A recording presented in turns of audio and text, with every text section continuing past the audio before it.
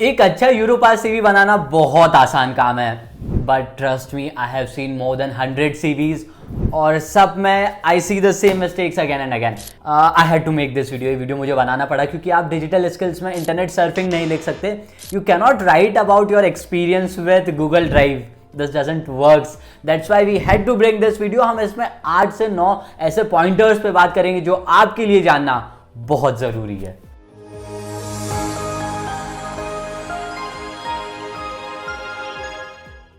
आपका first impression बहुत अच्छा बनाना है, दैट मीन्स आपको एक बहुत अच्छा यूरोपास सीवी बनाना है, क्योंकि आपसे पहले आपकी यूनिवर्सिटी में यूरोपास सीवी पहुंचता है। बट उसको अच्छा बनाने के लिए आपको ये चीज़ें करना बंद करना पड़ेगा। You got to avoid this mistakes. और सबसे पहले हम शुरू करेंगे अबाउट मी सेक्शन से। आपकी यूरोपास सीवी में बिल्कुल ऊपर आता है अबाउट मी। अब इस अबाउट मी में आप क्या करते हैं, यू मेक मिस्टेक्स यार। आप क्या कर रहे हैं, आप इंटरेस्ट और हॉबीज़ की बात कर रहे हो सेक्शन में, that is in too much relevant. आप कोशिश करिए कि आप ये पार्ट अवॉइड करें। इंस्टेड आप क्या कर सकते हैं, आप आपके करियर गोल्स की बात करिए, आपके जो फ्यूचर ऑब्जेक्टिव्स हैं इन चीज़ों को आप मेंशन कर सकते हैं। If you have relevant work experience, I am saying relevant word, relevant बहुत बार यूज होने वाला है, ध्यान रखिएगा। रिलेवेंट वर्क एक्सपीरियंस है आपके पास, मेंशन करिए। जिस कोर्स के लिए जा रहे हो उससे रिलेटेड आपके पास कुछ है, मेंशन कर सकते हैं। आपकी जो प्रीवियस स्टडीज है that has something to do with the one you are applying for, तो यहाँ आप प्रीवियस स्टडीज की भी बात कर सकते हैं। बट करियर ऑब्जेक्टिव्स और आपका गोल हो गया जो आगे का, these are some ideal things to write about in your about me section. Where is ये कितना लंबा होना चाहिए, try to keep it only of 3 to 4 lines. बहुत ज्यादा आपको यहाँ एक्सप्लेनेशन नहीं देना है। नंबर 2, अब दूसरी चीज क्या है, that is about your educational background. यार एजुकेशनल बैकग्राउंड में क्या होता है, you miss out on 10th and 12th। Let us suppose आप मास्टर्स के लिए अप्लाई कर रहे हैं तो आप 10th मेंशन नहीं करते हैं या आप 12th मेंशन नहीं करते, मैंडेटरीली करिए। This is really an important part. आप 10th 12th दोनों मेंशन करिए, 10th को सेकेंडरी एजुकेशन, 12th को higher secondary education. Along with आप मास्टर्स के लिए जा रहे हैं तो ऑफकोर्स बैचलर्स की भी आप डिटेल रखेंगे। कैसी डिटेल्स, आप ड्यूरेशन लिखिए, बैचलर्स का आप ड्यूरेशन लिखिए, आप टाइमलाइन लिखिए, डेट लिखिए कि इस साल से इस साल तक किया है। 10th 12th में भी आप ईयर मेंशन करिए। अलॉन्ग विद आपके 12th और बैचलर्स का तो आपको स्पेशलाइजेशन भी मेंशन करना चाहिए, दैट आपने पीसीएम, पीसीबी, ह्यूमैनिटीज, आर्ट्स या कॉमर्स जिस भी फील्ड से किया है। वेयर एज कॉलेज की आपकी जो बैचलर्स की डिग्री है उसकी भी ये डिटेल्स मेंशन करिए किस फील्ड से किया है। So duration, time, date, these are very important while mentioning your educational details.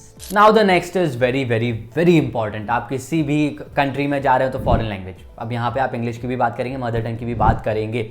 Mother tongue में आपको सिर्फ एक ही मेंशन करना है, do not write about 2-3 things. एक मदर टंग आप मेंशन करेंगे, अलॉन्ग विद जब आप इंग्लिश का मेंशन करेंगे इस पार्ट में प्रायोरिटी दीजिए आपके पहले आइल्स के सर्टिफिकेट को। आइल्स का रिजल्ट है तो उसके हिसाब से डिटेल्स आप डालेंगे।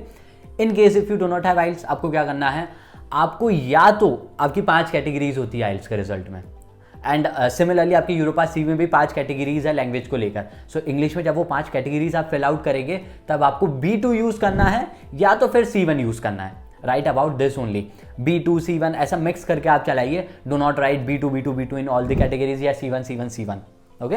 सो mix it up properly. In case आपका आइल्स का रिजल्ट नहीं है तो B2 और C1 से आपको वो 5 कैटेगरीज कवर करना है। लेट अस सपोज आपके पास फॉरेन लैंग्वेज का भी थोड़ा बहुत नॉलेज है। लेट अस सपोज मुझे फ्रेंच आती है, बट इस फ्रेंच का अगर आपके पास सर्टिफिकेट नहीं है, इवन बेसिक भी सर्टिफिकेट नहीं है, do not right it in Europass CV.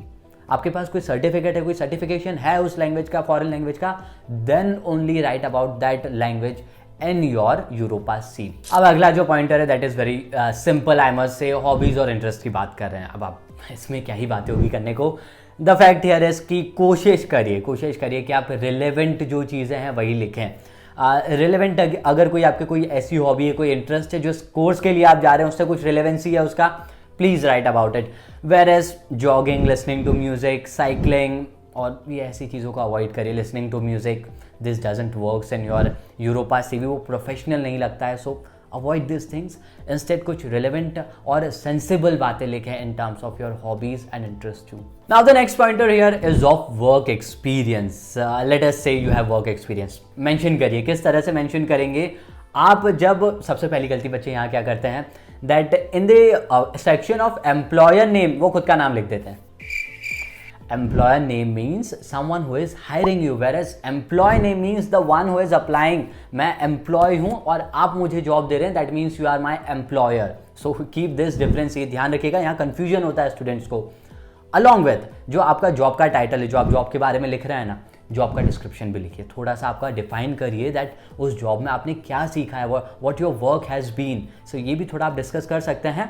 And in case like you have a lot of work experience, बहुत सारे एक्सपीरियंस है, आप ये कोशिश करेंगे कि क्या रिलेवेंट है जिस कोर्स के साथ मैं जा रहा हूँ उससे। सो जो रिलेवेंट सबसे ज़्यादा है आपके कोर्स के साथ, तो वो 10 आपके वर्क एक्सपीरियंस में से वो एक चीज़ को आप पहले चूज करेंगे। Number 6 is alignment and formatting. अब आप कहेंगे मनीष ये बात कितनी बार बताएंगे आप, बिकॉज मैंने पुरानी वीडियोस में भी इसके बारे में काफ़ी बोला है, but again things remain same. आप कैपिटल स्मॉल लेटर्स का डिफरेंस भूल जाते हैं, ग्रामेटिकल एरर्स करते हैं, स्पेलिंग की मिस्टेक्स होती है, अलाइनमेंट सही नहीं है, फॉर्मेटिंग इतना अच्छे से नहीं है। These all are very basic thing, but उससे आपके यूरोपास सीवी का ओवरऑल जो लुक है, जो लुक एंड फील होता है, वो इंप्रेशन बिगड़ जाता है। सो मेक श्योर आप ये चीज़ें चेक करें जब आप फाइनलाइज करें आपके यूरोपास सीवी को। जस्ट गो थ्रू इट, एक बार अच्छे से थॉरोली चेक करिए, then only finalise your CV. Certification and honours, ये एक सेक्शन होता है आपके यूरोपास सीवी में। यहाँ ध्यान रखिएगा, यहाँ ध्यान रखिए कि आप जो सर्टिफिकेट कोर्स मेंशन कर रहे हैं वो कोशिश पहले ये करिए कि रिलेवेंट हो तो लिखें, नहीं है बहुत ज़्यादा ही रिलेवेंट है तो नहीं लिखेंगे तो चल जाएगा कहीं ना कहीं। अलॉन्ग विथ आपके ऑनर्स की बात करें, I came second in sack race in my school, या रिले रेस में वो फर्स्ट आया था। Well this doesn't works in your Europass CV. ये चीज़ आपको अवॉइड करना है जब आप लिख रहे हैं आपके अचीवमेंट्स के बारे में।